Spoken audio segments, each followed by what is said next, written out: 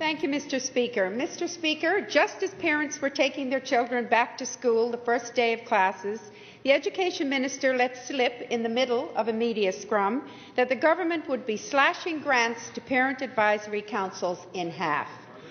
Mr. Speaker, if parent advisory councils had been told to expect cuts, they could have planned accordingly.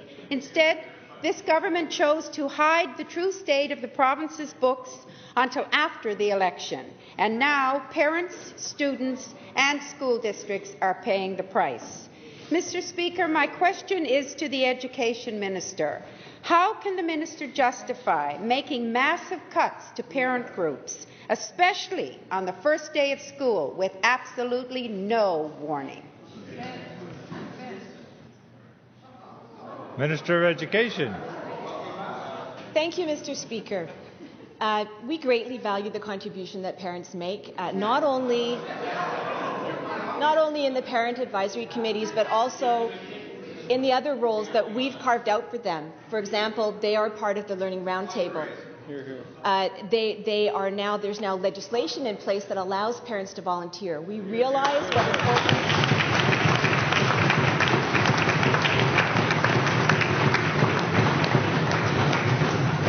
I don't think you were in favour of that. Members. That's right. Continue, Minister. We recognize what important and invaluable partners they are. There is no one who can be more concerned than a parent for their child in the school system.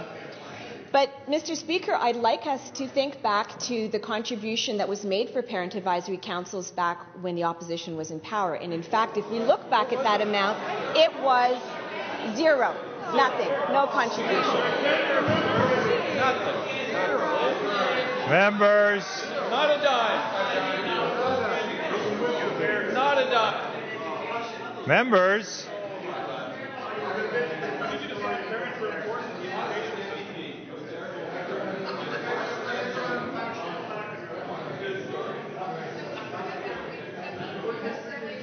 We're going to run out of time at this rate. Continue, Minister. Thank you, Mr. Speaker. Again, to emphasize how important these partners are, but in my ministry, when it came to making decisions about grants, we did set priorities, and our priorities were our most vulnerable students, our Aboriginal students, and early learning. And those are the areas. Thank you.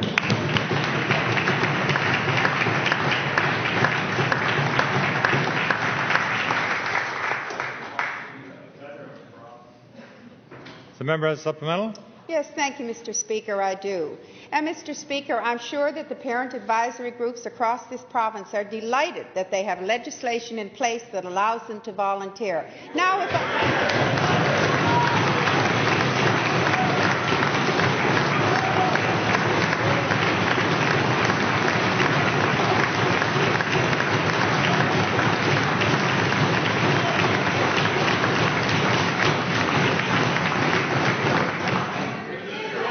Members. Sit down. Members. Continue, member. If only this government. Continue, member. Thank you, Mr. Speaker. And now, Mr. Speaker, if only this government would provide enough funding that the volunteers could buy supplies and actually do some work in the schools.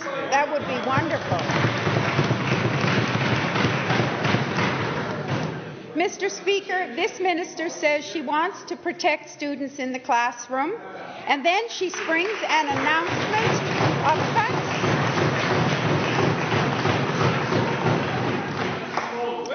Members. Oh, my goodness.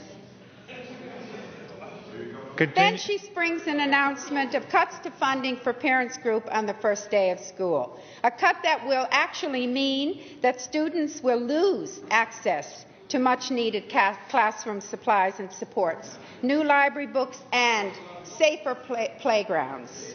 It's beyond me, Mr. Speaker, how this minister thinks that this cut will not impact students Can you put the question in the classroom. Forward? I'm asking the minister once again to explain how slashing grants to parents' groups in British Columbia fulfills this government's promise to protect education.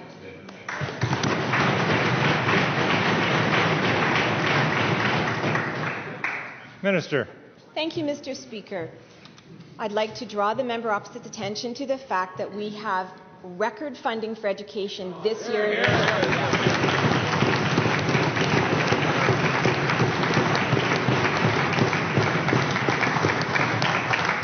In spite of the economic challenges we're currently operating under, we are providing $4.5 billion in spite of the fact that enrollment is down again this year by over 7,000 students. We're providing an additional $84 million to student funding.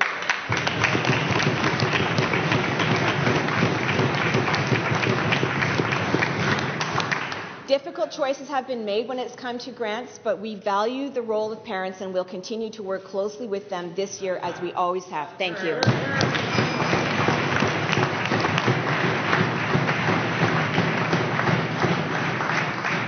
Bell ends question period.